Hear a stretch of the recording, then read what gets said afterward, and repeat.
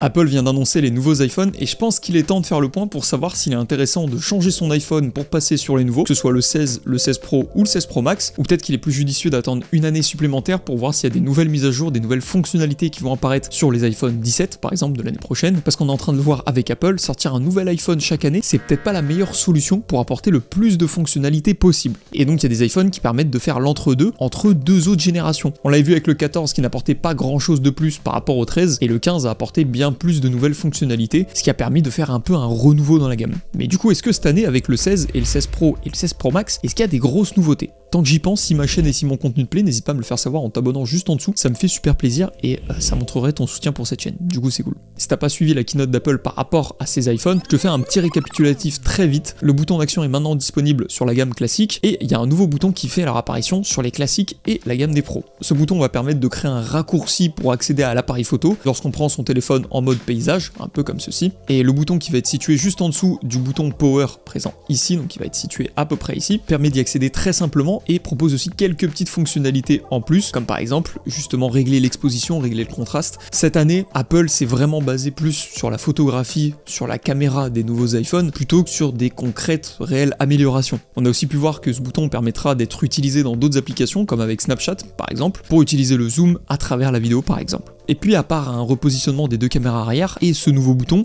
il n'y a pas grand chose de nouveau sur ce nouvel iPhone. Ça fait un peu comme l'année avec les iPhone 14 où il n'y avait pas grand chose de plus. Là, heureusement, ils ont mis ce nouveau bouton présent aussi sur la gamme des classiques, parce que s'ils l'avaient mis seulement sur la gamme des pros, ce qu'ils ont souvent tendance à faire, Apple, ils mettent souvent les nouveautés sur la gamme des pros qu'ils apportent par la suite l'année d'après ou 2 ans après sur la gamme des classiques, et là, il n'y aurait vraiment rien eu, et c'est pour ça qu'à mon avis, Apple a décidé de mettre ce bouton sur la gamme des classiques. Mais maintenant qu'on a vu ça, est-ce qu'il est réellement intéressant en fonction de ton téléphone de changer pour passer à cet iPhone 16 ou justement à passer sur un iPhone 16 Pro ou un iPhone 16 Pro Max? Selon moi, cette année, l'iPhone qui est vraiment intéressant parmi ces trois-là, ça va être l'iPhone 16 Pro. L'iPhone 16 Pro Max aussi, mais il coûte quand même beaucoup plus cher et généralement, c'est plus intéressant de prendre un iPhone 16 Pro qu'un iPhone 16 Pro Max parce qu'il y a les mêmes fonctionnalités à part quelques petites choses. Mais tu vas voir par exemple que même cette année, ils ont mis certaines fonctionnalités qu'ils devaient mettre sur le Pro Max sur l'iPhone 16 Pro. Et quand je te dis qu'Apple s'est basé réellement sur la photographie et sur l'appareil photo et sur les caméras de son iPhone, et c'est pas des conneries parce que le x5 qu'on retrouvait habituellement sur la gamme des Pro Max et qu'on retrouvait un x3 sur la gamme des Pro classiques, et là ils ont mis ce x5 sur la gamme des Pro classiques aussi. En plus de changer l'ultra grand angle pour mettre un 48 mégapixels, on a aussi l'autre mégapixel et du coup le téléobjectif avec le x5, ça fait ces 3 petits capteurs photo qui sont plutôt pas dégueux.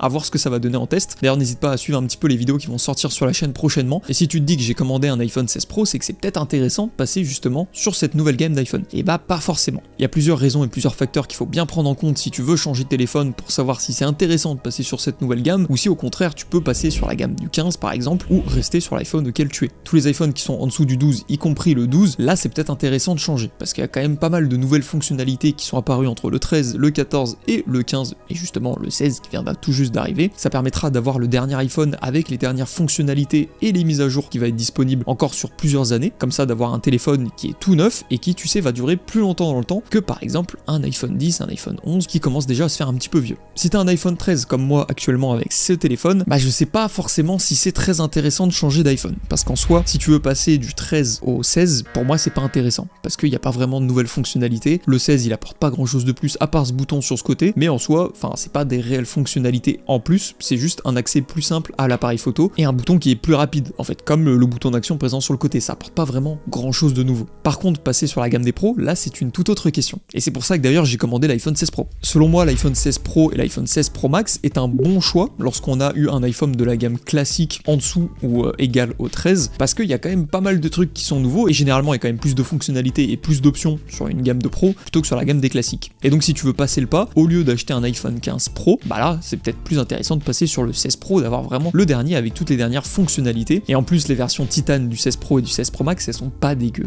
Après si bien sûr toi tu peux pas te permettre de passer sur un iPhone 16 Pro parce que t'as pas forcément les moyens, mais que tu veux quand même essayer justement d'avoir un Pro, l'iPhone 15 Pro qui est juste en dessous peut être intéressant, qui va forcément chuter en termes de prix parce que t'as la toute nouvelle gamme qui vient de sortir. Il est encore très bon et il n'y a pas forcément de raison de passer sur un 16 Pro quand tu peux prendre un 15 Pro et qu'il n'y a pas de nouvelles fonctionnalités, donc en vrai c'est quasiment le même iPhone quoi. C'est juste il y a ce petit bouton mais il sert pas à grand chose. Parce que oui aussi Apple a basé une grosse partie de sa keynote, de sa conférence sur Apple Intelligence. Apple Intelligence qu'on verra pas forcément en Europe avant au moins 2025 parce que qu'à cause de la DMA, il y a des petits retards dans l'arrivée d'Apple Intelligence. Je suis quand même optimiste et je pense que ça va arriver en Europe et même arriver en France, c'est juste que ça va pas arriver maintenant. Ça arrivera soit début 2025 avec un peu de chance, soit vers milieu, fin 2025, si ça arrive quand même à se conclure par la suite. Mais bon, du coup, si tu en veux un maintenant, il n'y a pas Apple Intelligence dessus. Il n'y a que vraiment cette fonctionnalité du petit bouton présent en dessous, le bouton Power. À la limite, si t'es pas pressé, il est plus intéressant selon moi d'attendre encore quelques mois qu'Apple Intelligence arrive et que le prix de ces nouveaux iPhones baisse, parce que là, ils sont forcément très chers vu qu'ils viennent tout juste de sortir. Comme ça, au moins, tu pourras profiter de toutes les nouvelles fonctionnalités avec un iPhone qui va te coûter un petit peu moins cher. Moi, j'ai pas pris l'iPhone 16 Pro parce que seulement j'en avais envie, en vrai, en grande partie.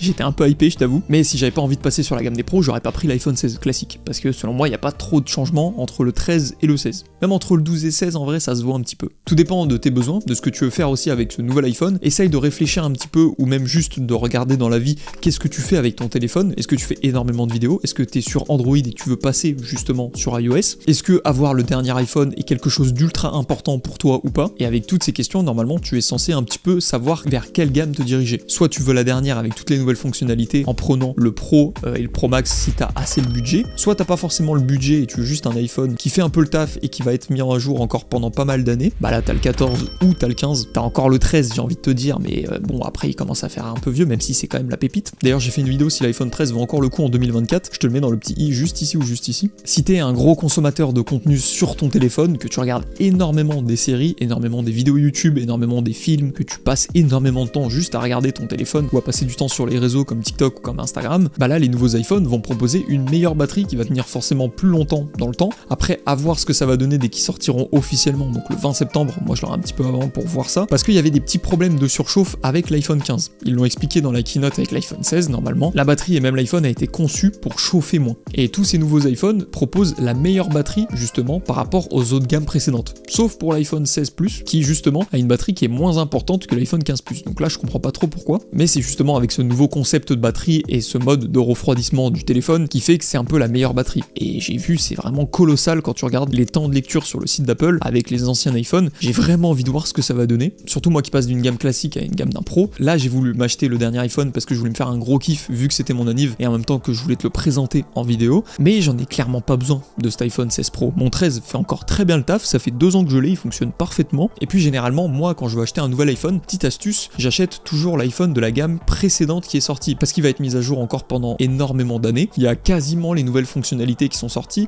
après ça dépend entre les gammes, mais là entre le 15 et le 16, à part ce bouton et l'Apple Intelligence qu'on va pas forcément voir tout de suite, il n'y a pas grand chose. Le 15 apportait quand même pas mal de nouveautés par rapport au 14, là c'était intéressant, et donc si j'avais voulu justement la jouer un petit peu plus stratégique, j'aurais acheté un iPhone 15 ici, parce que je sais que les iPhone 16 sont sortis et que du coup le 15 va chuter en prix, que ce soit sur le site Apple ou juste dans les boutiques de revendeurs agréés. Pour résumer, cette vidéo n'a pas pour but de te forcer à acheter le nouvel iPhone, à acheter un ancien iPhone ou à faire quoi que ce soit. Si tu es très bien avec ton téléphone, garde-le, c'est vraiment juste mon avis. Si tu hésites et si tu as potentiellement le budget pour pouvoir passer sur le nouvel iPhone, que ce soit la gamme classique avec le 16 ou la gamme des pros avec justement le 16 Pro et le 16 Pro Max, tous ceux qui sont en dessous du 12, oui c'est intéressant de passer sur ce nouvel iPhone. Ceux qui ont le 13, c'est pas forcément intéressant de passer sur le 16, mais c'est intéressant de passer sur la gamme des pros. Et si tu as même par exemple en dessous des 12, que ce soit la gamme classique ou la gamme des pros, oui, selon moi c'est intéressant pour passer sur ces nouveaux iPhones. Donc voilà, n'hésite pas à me dire ce que tu en as pensé en commentaire juste en dessous, si tu vas te prendre le nouvel iPhone, ce que t'en penses un petit peu de cette keynote, si t'as aimé ou si t'as pas aimé forcément la présentation de ce nouveau téléphone. On va voir un petit peu ce que ça va donner quand je l'aurai entre les mains. Si cette vidéo t'a plu, n'hésite pas à me lâcher un petit j'aime, si ça t'a fait plaisir, à t'abonner. Et moi je te dis à la semaine prochaine ou à dans une autre vidéo. C'était Dorian.